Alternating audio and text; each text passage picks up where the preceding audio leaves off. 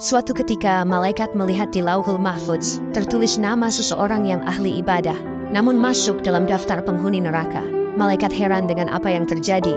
Turunlah malaikat tersebut menemui Abdul Aziz Ad-Dabagh, yang mana beliau adalah ahli ibadah yang dimaksud.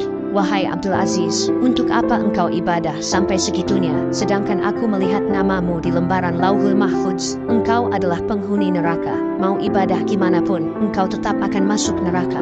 Kemudian beliau menjawab, wahai malaikat, surga dan neraka bukan urusanku. Aku diciptakan hanya untuk beribadah kepada Allah. Sebagaimana Allah berfirman, tidaklah aku ciptakan jin dan manusia kecuali hanya untuk beribadah kepadaku. Mau aku masuk surga atau neraka itu haknya Allah.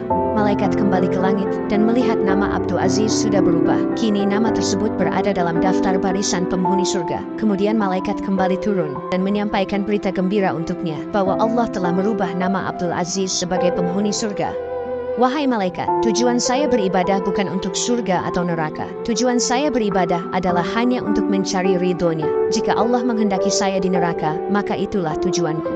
Subhanallah, ikhlasmu inilah yang membuat Allah ridho dan mengubah namamu menjadi penghuni surga.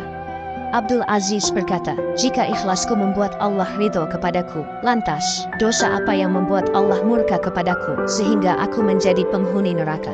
Kemudian malaikat menyampaikan, dulu sewaktu engkau berumur 15 tahun, engkau mendengar suara langkah kaki ibumu mendekati kamar. Ketika melihat engkau tertidur, ibumu merasa kasihan denganmu. Padahal saat itu ibumu akan menyuruhmu untuk membelikan sesuatu ke pasar.